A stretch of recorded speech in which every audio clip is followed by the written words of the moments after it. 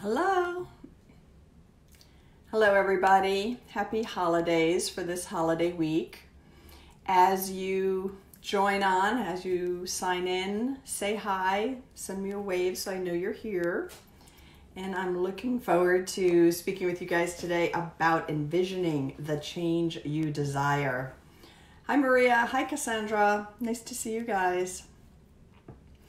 And as we go through the live today, I want to let all the newcomers know that there's about a 20-second delay when you make a comment before I'll see it. So you could just sort of bear with me. Sometimes the flow kind of ebbs and flows a bit. Hi, Terry. Hi, Carrie. Thanks for joining today. So whenever I say happy holidays, I always want to make sure that I'm not glossing over things, because one of the guidelines to this group is actually that we won't sort of whitewash things with joy, everything's joyful, and we won't do sort of spiritual bypassing, because there's a lot of difficulties in life. And the holidays can really kind of bring those to the forefront. So I just want to acknowledge that. I have a bunch of young adult children, and they came with their partners. So I've had between 3 and 10 people sleeping over all week, which has been great fun, but not without its challenges. So hi, Amy. Hi, Jackie. Thanks for joining. And so I hope your weeks have been going well, your holiday weeks, despite the stresses that come with it. And then also, before we start, I wanted to share, there's sort of it's kind of a Buddhist joke of if you think you're getting close to enlightenment, go spend a week with your family. So that's sort of indicative of how challenging families can be.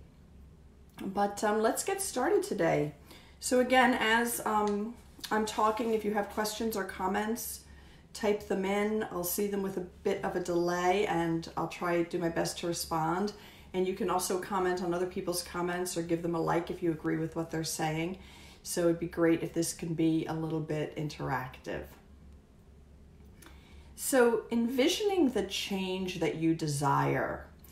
Sometimes people can think of visioning as a really kind of a new agey, almost a frou-frou concept. But if you really think about it, no change happens without some type of a vision coming into our heads. So even like getting our cup of coffee in the morning, we first have the thought, we probably even have a bit of a visual. We might even have the smell may actually be evoked. When you first wake up, you might be like, oh, I can't wait to taste my coffee, smell it, if you're a coffee drinker. So we envision things before we do them all the time. And if we don't envision things, they very often don't happen. So most of what we do requires that we vision it, but we don't turn this into an active process. So one thing I want to encourage you all to do today is to actively envision the changes that you would like in your life. And I'm going to give you a couple of guidelines and walk you through that a bit. But I wanted to start with that sort of practical and grounded approach to visioning. It's not like a very big thing that people talk about nowadays, online and self-help and all of that, is manifesting your future. And there are some people who will take that concept to say, you need to manifest it, you need to envision it, and then the universe will give it to you. And sometimes the universe gives us what we want, and sometimes it doesn't. But the process of manifesting is very close to envisioning, and it means that we will be open to those possibilities. And I'll give you a couple of examples on that. Hi, Mary. Thanks for joining. So I'm going to give you a couple of examples. And these are pretty common examples that I come across in my work with clients. Let's say there's a young woman who has the belief of all men cheat. So the woman just sort of believes all men are cheats. If you believe all men cheat, you won't look for the men who actually don't cheat. Similarly, if you think I can't trust anybody, then you won't be open to using discretion around who can I trust and who can't I trust. Because if you can't trust anybody, or if all men cheat, there's no reason to use discretion and pick up on red flags or pick up on early signs. So in these types of ways, our beliefs about the world do impact what we bring in. So I want to pause there for just a second and maybe say that again, but I also want to know if this makes sense to you, that our self-limiting beliefs or our negative beliefs about the world can actually impact what we bring into our lives in a very practical, very direct way. Let me know if that makes some sense to you. And as I said, there's a bit of a delay for comments to come across, so I will keep talking, but throw out your thoughts as we go.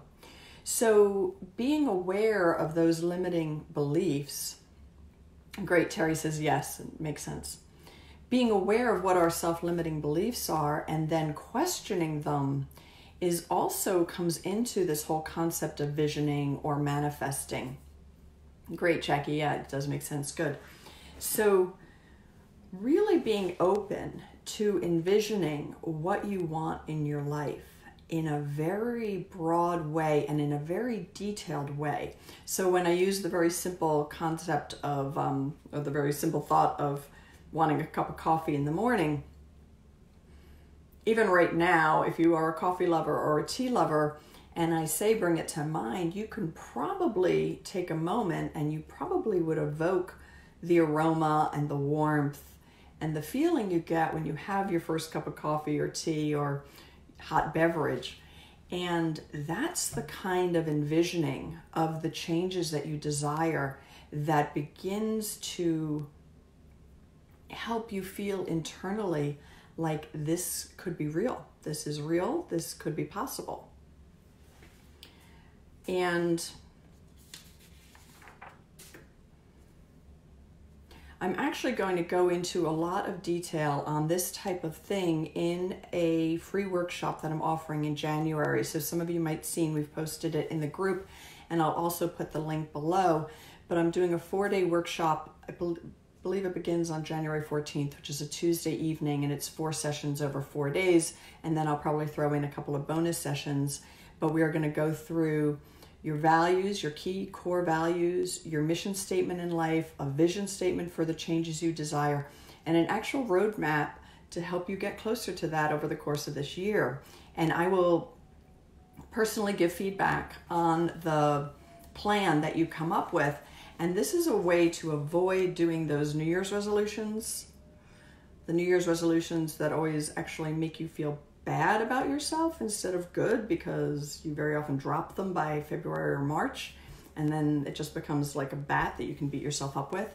So instead of doing any kind of resolutions, actually using some of these concepts to transform it into an actual plan. So I'm hoping you'll join me for that, and there is a link. I'll post it so that you can sign up for that if you're interested, because there also will be a workbook that will go with it. But I also want to share with you the first time I did a vision statement. And it was, I'm trying to remember what year, probably 1996, a long time ago. And I was working on Wall Street. I was living in the city of Chicago. I was pretty miserable. I was in a pretty miserable place in my life. And I had been doing soul searching about what career do I want for a long time, for years. And I had been doing all sorts of things, career counselor, books, self-help, writing, everything. And then one day I came across this journaling exercise and was doing it in a group, which actually was very helpful. And hi, Julia, thanks for signing on. And so I sat down, and the exercise was to write a vision of your ideal and to not worry about whether it was practical or not. And I wrote a vision of myself living in a more countryish setting, sitting on a window seat by a beautiful window, looking out and studying Jung and Freud. And I wrote this and I almost felt like embarrassed because here I was a director at Merrill Lynch. I was a co-head of their M&A group. I was in finance. I was doing super well. And it wasn't what I wanted at all. But I didn't really have the guts to admit that to myself. But this exercise helped me put it in writing, and then I was required to share it with other people.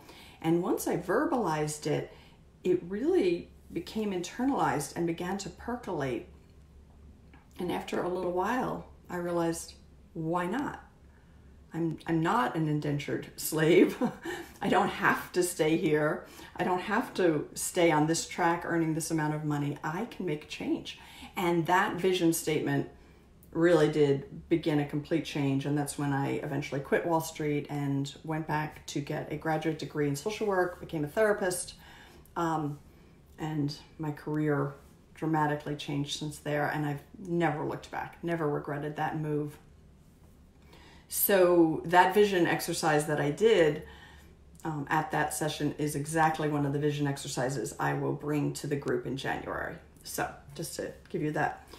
And then the other thing I want to mention, and I'm just going to I don't want to take too much of your time today, but the cognitive behavioral therapy portion of doing something like a vision statement is, I think, something that also can help ground it in practicalities that can make you feel like, oh yeah, this makes sense. This isn't just sort of like made up.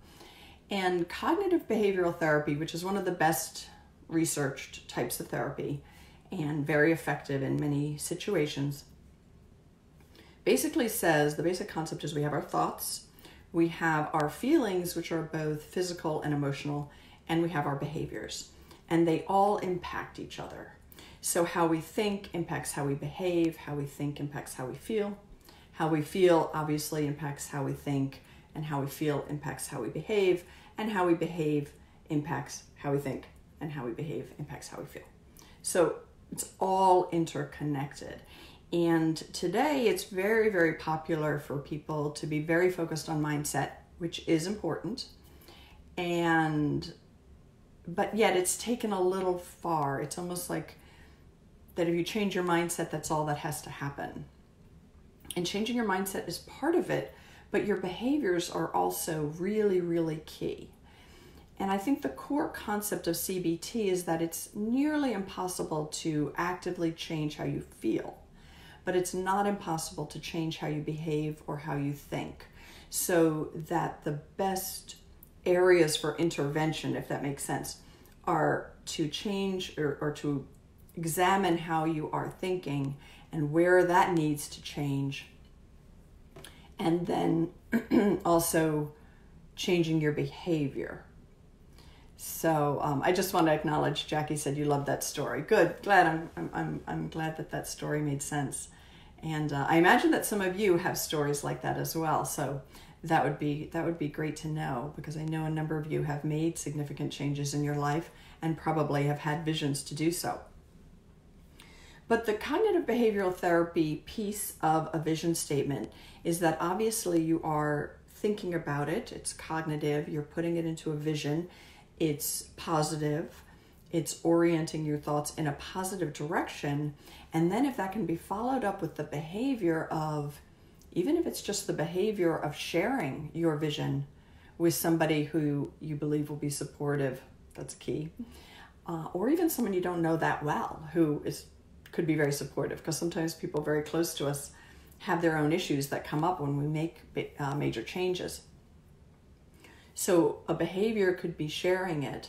A behavior could be taking a step towards it, taking an exploratory step. One thing that I did when I made that major change in my life is I said, okay, it feels a little crazy to be going back to graduate school at the age of 39. I think I was 39. I'm going to just take a class or two and see if I like it. So I took like a baby step and I signed up and I took a course and I just loved it. And it was very confirming that, yes, this is the direction I want to go in. So sometimes the behaviors can be smaller things. So let me know as well if that all makes sense to you. And hi, Ataro. I hope I'm saying your name right. Thanks for joining. And hi, Jennifer. Thanks for joining us. So one of the cognitive behavioral therapy things to keep in mind is to act as if. Because sometimes when we put a vision out there of what we truly want, it can feel very vulnerable. It can really kind of feel like a scary thing to do. And it can trigger all sorts of negative thoughts about ourselves, like I don't deserve that, or who am I to think I can do that? Or, I'm too stupid, I'm too lazy, I'll never do it, whatever.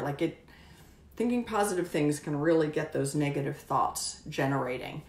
And one concept is to act as if, so that we can sometimes take actions and engage in behaviors, even if we don't feel like it and we're having negative thoughts about it.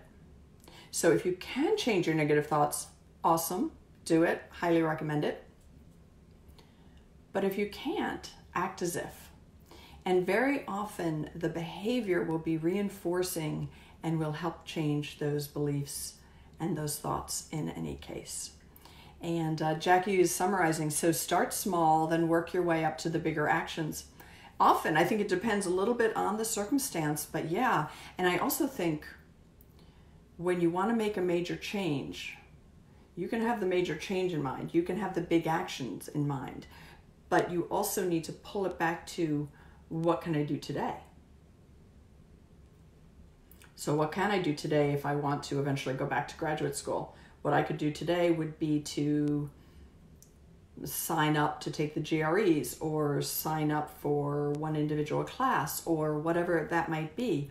Or if I think I want to make a major change in my career, what's a step I could take today? Okay, I could read this book. So you do have to bring things into what can be done today about this issue.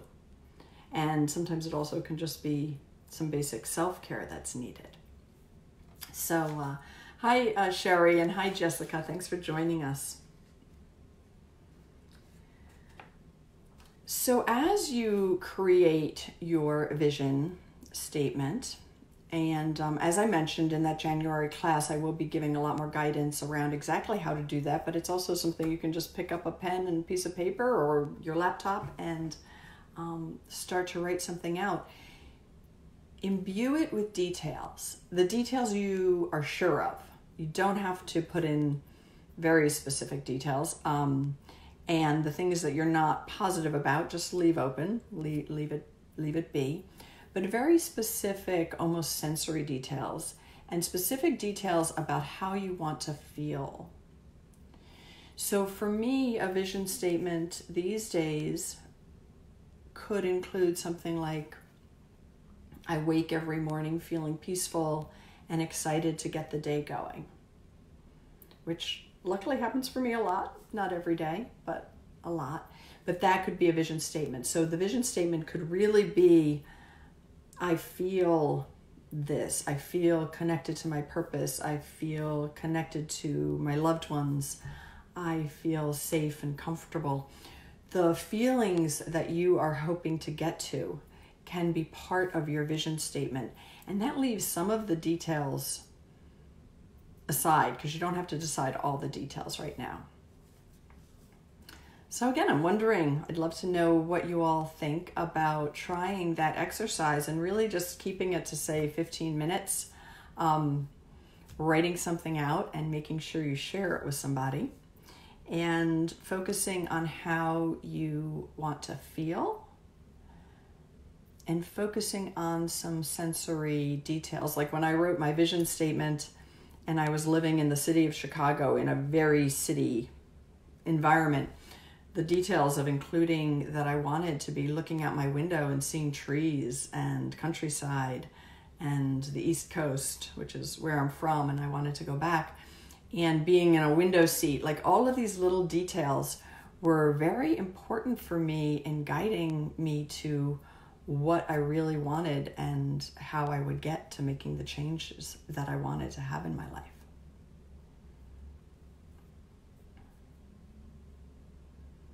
And Terry says, sounds good. I can do that. Terrific. Yeah. So I'd love it if you guys, and if you want to share a little bit of your vision statement, feel free to do that. You could always do that in the comments to this video, which will be in the group on replay. And you could also ask some questions or whatever, and I will check them. And I just think it's a wonderful way to start the new year. And it's also an empowering, it's really an empowering action. So Jamie has a quick story. Let's see if I can read this here. Oh, it's a little bit long for me to read, but terrific. Everybody can take a look at that. That's great. And Jess, yeah, you love including how you want to feel. Good. I'm glad this is making sense to all of you. The empowerment piece, which I don't want to forget, because I'm going to put this in the section, in our unit section on empowerment. It really is empowering to state what you want and to put out to the world, to the universe, to yourself, to others around you. This is my vision for my life. Now, I don't want to fool anybody again with the whitewashing and spiritual bypassing, which I find very difficult. We can't guarantee everything is going to fall into place. If you want to find like the perfect partner in life, yeah, you might not, right? But being open to what you really want and what you really would require, and being open to the fact that that can exist, allows you to be open to those possibilities. And for me, the empowerment came in terms of looking at how I did feel trapped. I did feel trapped in my job, and I was supporting my family financially. And there were a lot of things that made me feel like I was trapped, but I was not trapped. And we can choose how we live our lives. And so I hope this ends up being a really empowering exercise for all of you. So go for it and let me know how it goes. Thanks for signing on. Talk to you later.